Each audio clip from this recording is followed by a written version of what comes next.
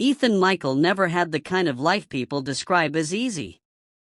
While most students his age woke up to breakfast, textbooks, and the familiar sound of their mother's voice calling them to get ready for school, Ethan woke up to something different, something harsher. At exactly 4:30 a.m. every morning, long before the sun even thought of rising, he would hear the bakery's rusty old generator groaning to life. That sound wasn't just noise, it was his alarm clock, his reminder that another day of struggle had begun. He would drag himself out of his small wooden bed, slip into the same worn-out slippers he'd worn for years, and step outside into the cold morning air. As he walked down the street toward the bakery, he often crossed paths with students heading to their early morning lessons. They carried backpacks and textbooks. Ethan carried nothing but a broom. By 5 a.m., he was already sweeping flour off the bakery floor, arranging trays, washing pans, and cleaning machines that were older than him. And all of this was for a small daily pay, a pay that wouldn't even cover the cost of a single new textbook. His life was a cycle of work, sweat, and survival. Yet he endured it because he had a dream. A simple dream, to pass JAMB and enter university. A dream that seemed small to others but enormous to him. A dream he clung to as if his entire existence depended on it. But life didn't reward him immediately. He wrote JAMB once, failed. Twice, failed. 3 times, failed. 4 times, failed again. Each failure felt heavier than the last. Not because of the score, but because of the voices around him.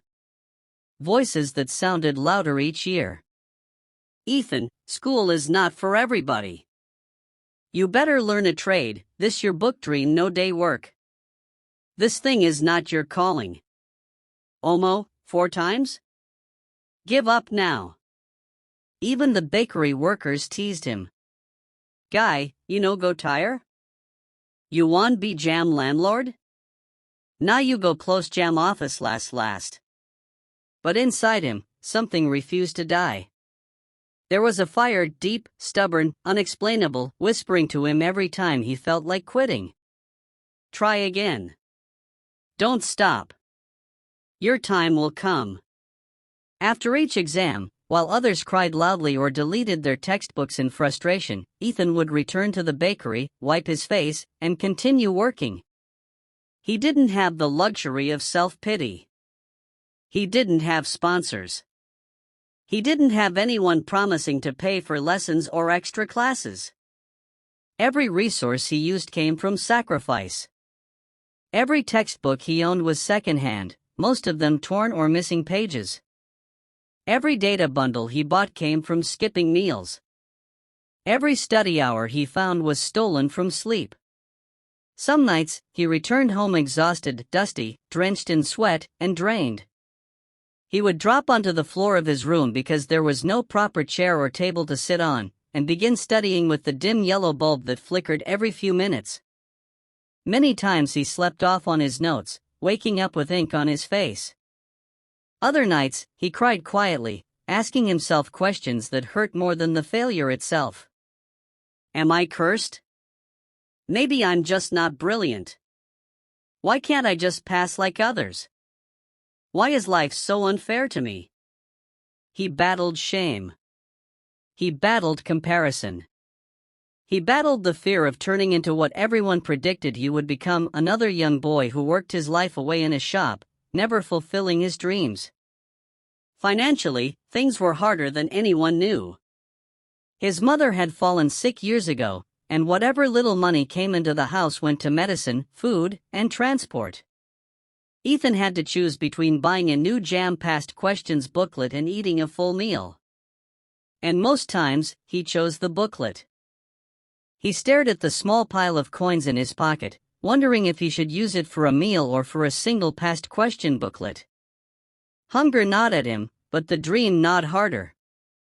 When his phone screen cracked badly, he patched it with transparent tape because replacing it was impossible. When his shoes tore, he stitched them himself with a needle. When he needed a quiet place to study, he went to a street corner near an old streetlight because he didn't have electricity at home most nights. He studied there with mosquitoes biting him, with people staring, with cars honking, with distractions everywhere.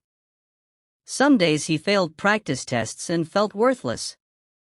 Some days he scored high and believed again. Some days he wondered if God even heard him at all. But every day, he kept going. One night, after failing for the fourth time, Ethan held his results slip for a long, painful minute. It felt like a piece of paper heavy enough to crush his spirit. He walked slowly to his small mirror, cracked at the edges, and stared at himself.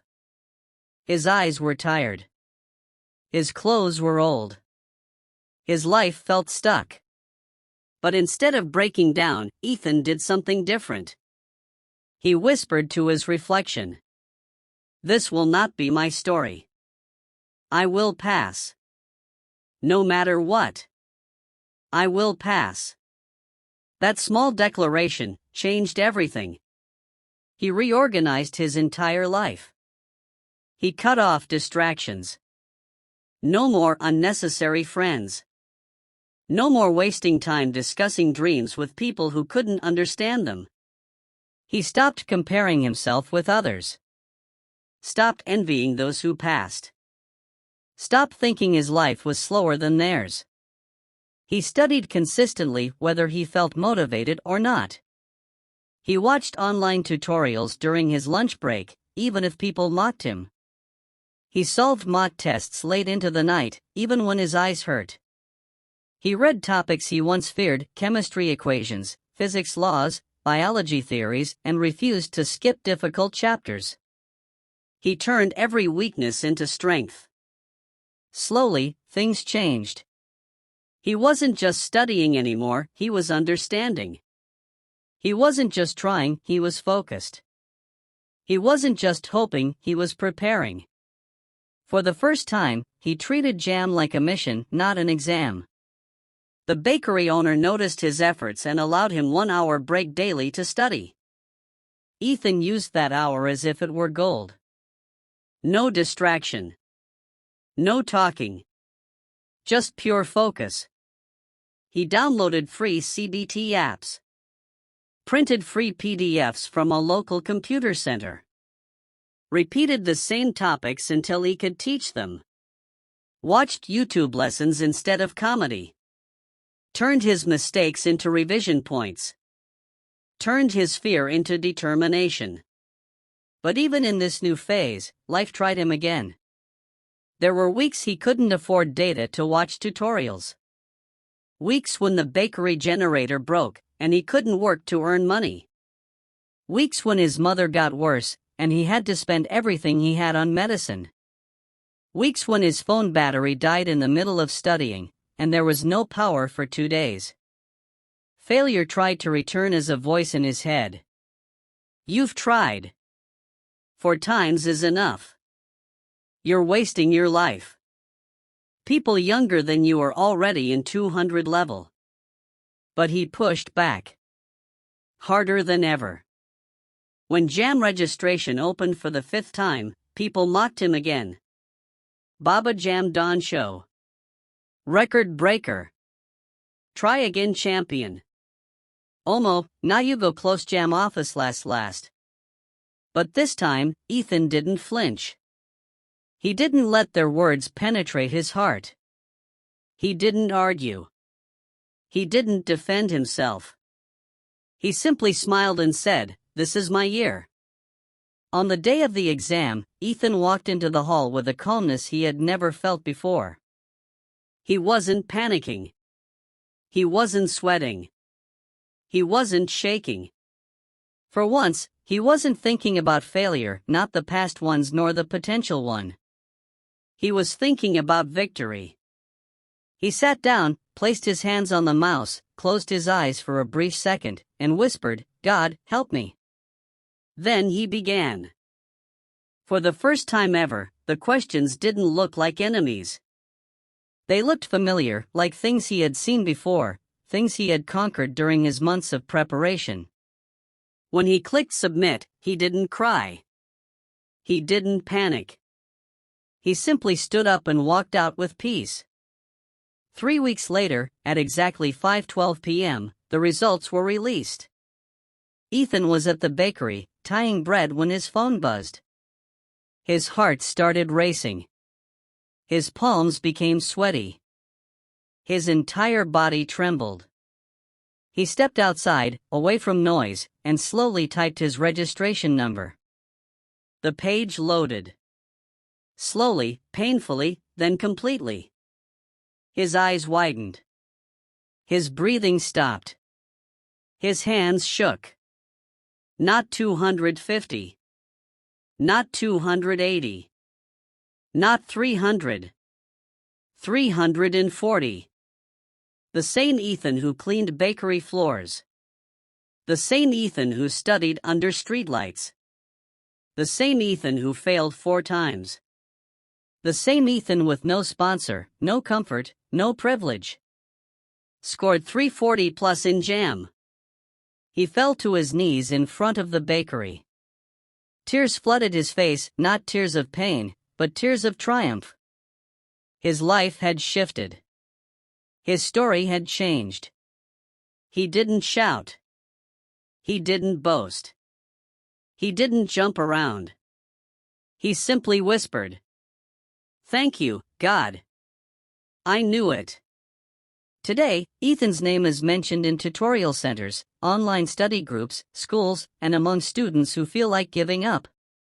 His story is not about being a genius. His story is not about luck. His story is about persistence, discipline, sacrifice, and the refusal to surrender. To every JAMB candidate listening right now, your background does not define you. Your past failures do not define you. Your struggles do not define you. The only thing that defines you is whether you choose to keep going or choose to give up. If Ethan could rise from failure to 340 plus, then you can rise too. Study smart. Stay focused. Believe in yourself. And remember, your story is still being written. One day, the world will clap for you too. No matter how long it takes. No matter how hard it gets. Don't stop. Don't break. Don't quit. Your victory is on the way. Click like, subscribe and comment for more story.